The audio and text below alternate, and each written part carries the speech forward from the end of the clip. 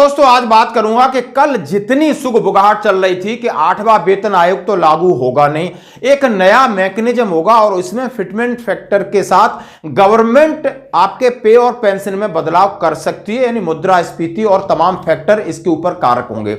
और होना बात हो रही कि 1.86 के हिसाब से कुछ होने की संभावना है। तो आज हम अपने जितने भी रिटायर्डीज हैं या सोल्जर हैं उनके लिए सिपाही से लगाकर ऑनरी कैप्टन तक चार्ट आपको दिखाएंगे कि आखिर 1.86 का क्या फंडा है और उससे हमें हमारी पेंशन कहां पर पहुंचेगी, यानी हमारी बेसिक पेंशन और बेसिक पे कहां पर पहुंचेगी। उससे पहले एक बड़े दुर्भाग्य की बात है कि यह गवर्नमेंट बहुत रुला रुला के देती है, यानी ये देश की सेवा करना चाहते हैं, कोई भी नेता हो कोई भी पार्टी का हो, देश की सेवा करना चाहते हैं, देश सब चलाना चाहते हैं, लेकिन ये किसके लिए चलाना चाहते हैं? अपने लिए। क्या तक अपनी पे बनी रहे, अपनी पेंशन बनी रहे, अपने बच्चों को नेता बनाए, बहुओं को नेता बनाए, नाती को नेता बनाए, किसी न किसी तरीके से हम सरकार में बैठे रहे, हमें नीचे वालों की कोई चिंता नहीं है। इसका मतलब मैं कहना चाहता हूं कि राजनीति अब पेशा बन गई है, राजनीति अब धंधा बन गई है, राजनीति अब बिजनेस बन गई है, सेवा नहीं है। और यही इनकी भावना इस देश को किसी न किसी दिन डुबेगी।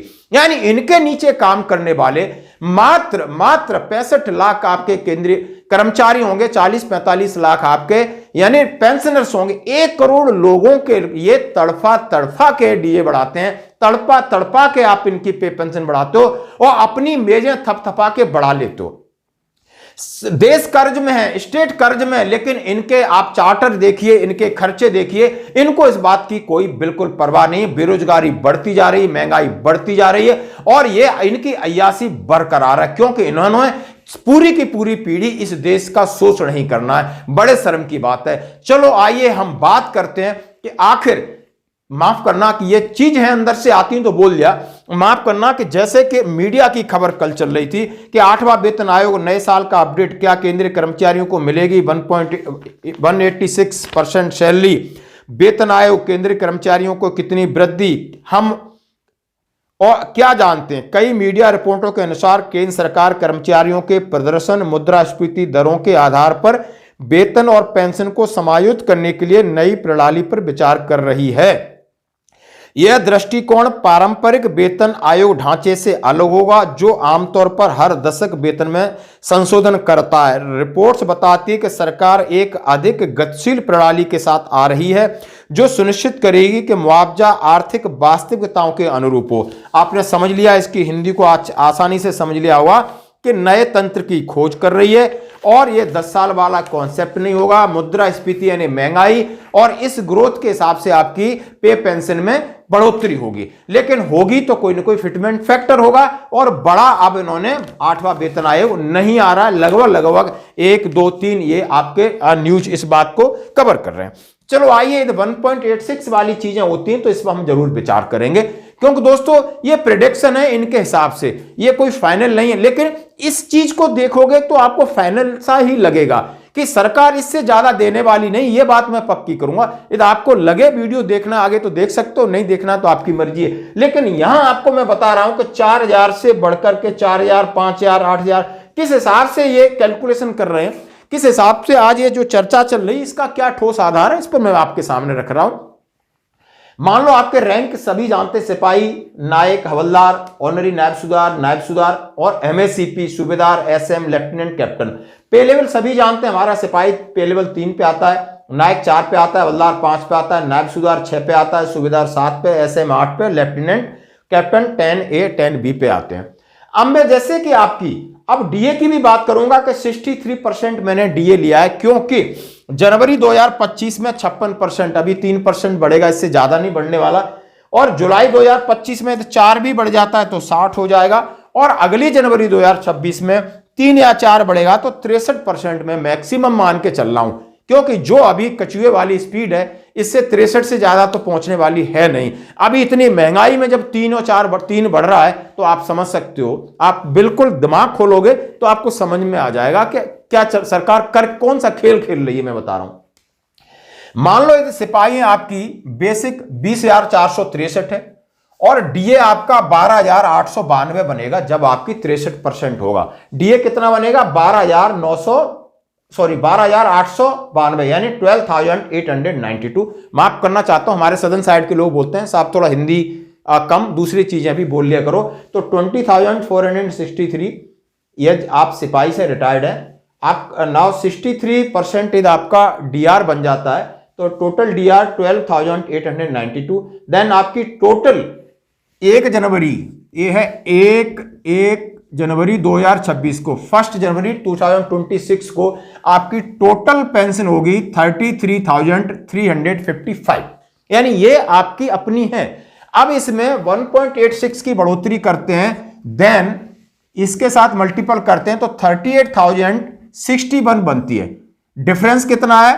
4,706, यानी 4,706 का डिफरेंस है। ये मिनिमम है, इतना तो होना चाहिए। इतना नहीं कर सकती तो सरकार डूब के मर जाए, कोई फर्क नहीं पड़ता। आप समझ रहे हो कि आप 33,355 तो ले रहे हो, इसमें सिर्फ 4,706 बढ़ा रही है, यानी मल्टीपल जो फैक्टर है इससे 38,061 पे जा रही है। करेक्ट। नाइक है आप 23,570 आपकी है, 14,849 आपका 63% डीए है, तब आप 38,419 ले रहे हो आप 1 जनवरी 2026 को। ये आपका हक है। बढ़ेगा कितना फैक्टर से? 43,840 हो जाएगा इंस्टेड ऑफ 38,419। आपकी इंक्रीज होती है 5,421, यानी 5,421 ये रिलायबल है। इतना तो बढ़ाएगी ना सरकार, ये तो मिनिमम इंक्रीज तो होगा ही होगा इतना। नाउ आप देखते हैं हवलदार 24,763 उसकी है एज ऑन टुडे 1 जनवरी 2026 को 63% दिए तो 15,601 होगा। टोटल आपकी पेंशन होगी 40,364, बढ़ेगी यानी जो फैक्टर लगेगा तो होगी 46,059। आपका इंक्रीज हुआ प्लस 5,695। लग रहा है कि इसमें दम है, लग रहा है कि ये कंजूस सरकार, बनिया सरकार, इससे ज्यादा आपको कुछ नहीं देने वाली। ऑनरी नायब सूबेदार हैं तो नाउ अभी आप ले रहे हैं 25,738 और आपका डीए है 16,215 बन रहा है, यानी टोटल आपका 41,953 यदि आप फैक्टर्स पे जाते हैं तो 47,873 होता है, यानी 5,920 आपकी इंक्रीज होगी, यानी बेसिक इंक्रीज होगी। समझ रहे हैं मेरी बात को? नाउ नायब सूबेदार हैं या आप एमएससी पे नायब सूबेदार हैं, पे लेवल 6 पे आते हैं तो मैक्सिमम आपकी 29,600 है।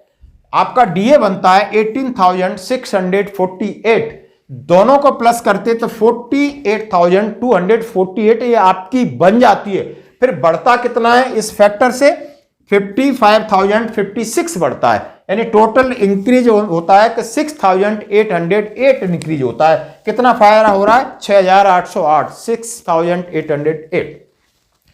आप सूबेदार साहब हैं और आपकी 31,500 यानी 31,500 ले रहे हैं। आपका डीए 63 के हिसाब से बनता है 90,485। टोटल पेंशन आपकी 1 जनवरी 2026 को 1 जनवरी 2026 को बनती है 50,985। अब 50,985 ये फिटमेंट फैक्टर जो आपको पे कमीशन का लगेगा तो आपकी हो जाएगी 58,590, यानी इंक्रीज होता है आपका 7,605 और बेसिक पेंशन में इंक्रीज इतना होगा। समझ गए सर? अब बात करेंगे एसएम की जो कि पे लेवल 8 में आते हैं। अब लगभग इनकी 35,000 मैंने ले लिया राउंड ऑफ करके। इनका डीए बनता है 22,050 एंड इनका जब दोनों को जोड़कर टोटल एज ऑन 1 जनवरी 2026 को 57,050 बन गया। यदि आपको फिटमेंट फैक्टर से इनका जो संशोधन होगा, रिवीजन होगा, वो बनेगी 65,100, यानी इंक्रीज होगा 8,050 इंक्रीज हो रहा है एसएम साहब का।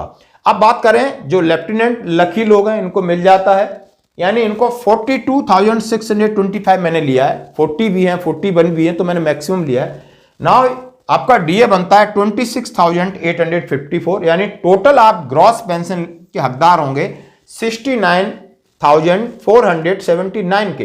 यदि आपको फैक्टर 1.86 से कैलकुलेट किया जाता है तो 79,283, लगभग 9,800 आपकी इंक्रीज हो रही है। दोस्तों आप कैप्टन हैं जो अभी 46,300 ले रहे हैं जो भी लेफ्टिनेंट है, कैप्टन है, तो उनकी 29,169 डीए बनता है एज ऑन 1 जनवरी 2026 को, और उनकी टोटल पेंशन बनती है 75,469। बिल्कुल ये आपका हक है, अभी तक बनेगी, कोई इसमें, ये मैंने मिनिमम लिया है, मिनिमम डीए लिया है।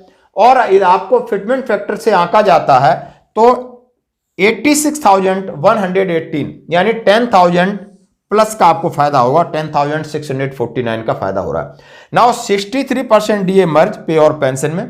नाउ बेसिक पे इंटू 1.86 न्यू, यदि आप सर्विंग हैं और यदि आपकी दिसंबर 2024 की यानी जो पिछला महीने की दिसंबर 2025 की जो आपकी पे होगी उसमें 1.86 का फैक्टर जाके आपकी न्यू बेसिक पे बनेगी, जो कि आपको 1 जनवरी 2026 से लागू होगी। आपकी मिलिट्री सर्विस पे लगभग 9,700 होगी।